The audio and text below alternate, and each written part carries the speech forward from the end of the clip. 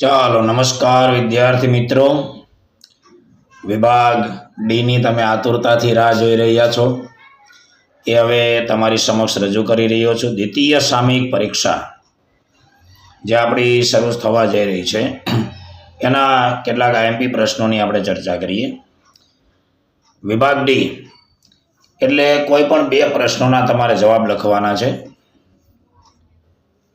વન્યજીવ સંરક્ષણ માટેના ઉપાયો. ભાઈ, વન્યજીવોના રક્ષણ માટે કયા પ્રયત્નો થઈ શકે એની આપણે ચર્ચા કરવાની છે. તો કે ભાઈ, જંગલોના રક્ષણ માટે કડકમાં કડક નિયમો બનાવવા પડે, કડક કાયદાકીય જોગવાઈઓ કરવી પડે અને માત્ર કાયદા ઘડવાથી કામ નથી ચાલતું. એ કાયદાઓનો ચુસ્તતાથી અમલ કરવો પણ જરૂરી છે, કડકાઈથી અમલ કરવો જરૂરી છે. માત્ર કાયદા ઘડવાથી વન્યજીવોનું રક્ષણ નથી થઈ જતું અને જંગલ વિસ્તારોની જાળવણી કરવી પડે. આપણને ખબર છે કે જંગલો છે તો એ વન્ય પ્રાણીઓને એનું રહેઠાણ મળી રહેવાનું છે. એટલે જંગલોના રક્ષણ માટે લાંબા ગાળાનું આયોજન કરવું જોઈએ. જંગલોનું પ્રમાણ ઉત્તરોત્તર વધતું જાય એવા લાંબા ગાળાના પ્રયત્નો કરવા જોઈએ. અને આના માટે સામાજિક સંસ્થાઓ, સેવાભાવી સંસ્થાઓ છે એ પણ પ્રયત્ન કરી શકે. નેચર ક્લબ છે, ગીર ફાઉન્ડેશન છે, મુંબઈ પ્રાકૃતિક ઇતિહાસ સમિતિ છે, આવી સંસ્થાઓએ આગળ આવી અને જંગલોનું પ્રમાણ વધે, સામાજિક વનીકરણ થાય એવા પ્રયત્નો સતત અને સતત કરવા જોઈએ. શાળાના જે અભ્યાસક્રમો છે એ અભ્યાસક્રમોની અંદર પણ વન્યજીવોના રક્ષણને લગતી બાબતોનો સમાવેશ કરવો જોઈએ. કોઈ પણ વિકાસ યોજના અમલમાં મૂકતા પહેલા એની લાંબા ગાળાની પર્યાવરણ ઉપર કેવી અસર થશે, સજીવ સૃષ્ટિ ઉપર એની કેવી અને કેટલી અસર થશે એ તપાસ થવી જોઈએ. તો વન્યજીવો છે સુરક્ષિત રહી શકે. જંગલ વિસ્તારની બહાર આવેલા મોટા વૃક્ષો કપાતા અટકાવવા જોઈએ, કારણ કે મોટા વૃક્ષો જે છે એ મોટા વૃક્ષોની ડાળીઓ ઉપર અનેક પક્ષીઓના નિવાસસ્થાન હોય છે. વૃક્ષોના થડ, એ થડના પોલાણમાં અનેક પક્ષીઓના નિવાસ હોય છે. એટલે મોટા જે ઘટાદાર ઘેઘોર વૃક્ષો જે હોય એ કપાતા અટકાવવા જોઈએ. યાયાવર પક્ષીઓ છે, જળાશ્રયી પક્ષીઓ છે જે પાણીની અંદર રહે છે, અથવા યાયાવર પક્ષીઓ એટલે વિદેશમાંથી આવતા પક્ષીઓ, એ તળાવ, ખેતર શેઢાની આજુબાજુમાં, તલાવડી કે જળપ્લાવિત વિસ્તારમાં રહેતા હોય તો એની જાળવણી કરવી જોઈએ. અને ખેતીની અંદર જંતુનાશક દવાનો છંટકાવ અટકાવવો જોઈએ, કારણ કે જંતુનાશક દવા છાંટેલો પાક એ વન્યજીવો જો ખાય તો એ ઝેર છે એ વન્ય પ્રાણીના શરીરમાં જવાનું છે અને એનાથી વન્ય પ્રાણીઓના મોત થતા હોય છે. એટલે ખેતીની અંદર જંતુનાશક દવાનો છંટકાવને બદલે જૈવિક કીટનાશકો એનો છંટકાવ કરવો જોઈએ. છાણિયું ખાતર વાપરવું જોઈએ. જંગલમાં દાવાનળ ન લાગે એ પ્રયત્નો સતત થવા જોઈએ. અને જો જંગલમાં આગ ફાટી નીકળે તો એને પહોંચી વળવાના પ્રયત્નો કરવા જોઈએ.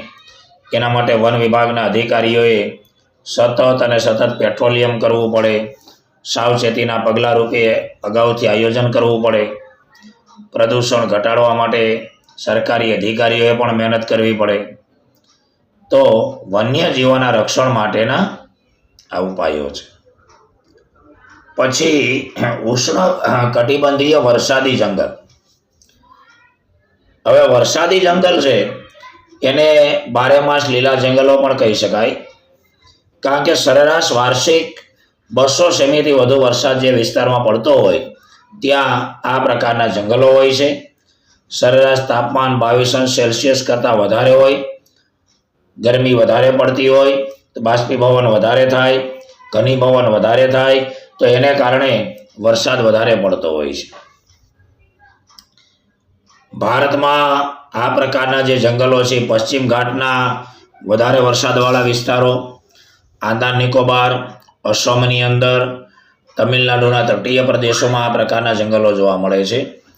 અબનોસ, મહોગની, રોઝવુડ, રબર જેવા વૃક્ષો અહીંયા જોવા મળે છે. 60 મીટરથી વધારે ઊંચા, યાને કે 20 થી 21 માળ જેટલા ઊંચા એ વૃક્ષો હોય છે. આ જંગલોની અંદર પાનખર જેવી કોઈ ઋતુ નથી. વૃક્ષોને પાંદડા ખેરવવાનો કોઈ પ્રશ્ન નથી, કારણ કે વરસાદ જ એટલો પડે છે કે વૃક્ષોને સુકાવાનો કોઈ પ્રશ્ન જ નથી આવતો. અને આ જંગલો જે છે એ અતિશય ગીચ અને ગાઢ જંગલો હોય છે, એટલે એમાં ભેજનું પ્રમાણ વધારે જોવા મળે છે. બારે માસ લીલા રહે છે, એટલે એને બારે માસ લીલા જંગલો પણ કહેવાય છે.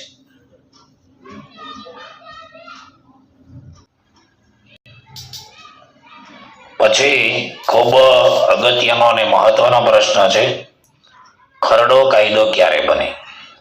પ્રક્રિયા વર્ણવો. તો કાયદો ઘડવા માટે રજૂ કરેલી દરખાસ્ત એને ખરડો કહેવાય. ખરડાના 2 પ્રકાર છે, સામાન્ય ખરડો અને નાણાકીય ખરડો. સામાન્ય ખરડો છે એ બંને ગૃહોમાંથી કોઈ પણ એક ગૃહની અંદર કોઈ પણ પ્રધાન અથવા કોઈ પણ સભ્ય રજૂ કરી શકે. બંને ગૃહ એટલે કે લોકસભા અને રાજ્યસભા બેમાંથી કોઈ પણ ગૃહમાં રજૂ થઈ શકે. આ ખરડો એક ગૃહની અંદર 3 વાંચનમાંથી પસાર થઈ બીજા ગૃહની અંદર 3 વાંચનમાંથી પસાર થાય એટલે પસાર થઈ ગયો કહેવાય. રાષ્ટ્રપતિ પાસે જાય, સહી કરે એટલે કાયદો બને. વિસ્તૃત અને વિગતવાર આની ચર્ચા આપણે વર્ગખંડની અંદર કરી છે.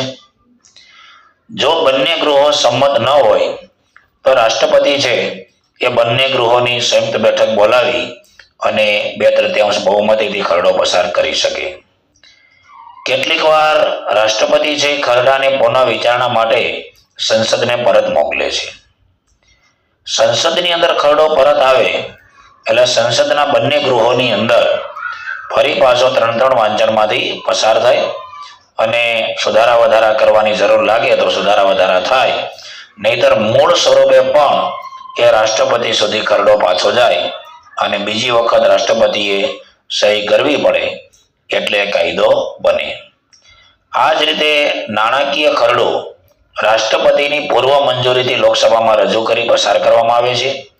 ત્યારબાદ રાજ્યસભાની અંદર મોકલવામાં આવે છે અને બંને ગૃહોની મંજૂરી બાદ એ ખરડો છે એ કાયદો બને છે. તો આવી રીતની આ પ્રક્રિયા છે. તો આવી રીતના વિભાગ ડી ની અંદર તમારે કોઈ પણ 2 પ્રશ્નો લખવાના હોય છે.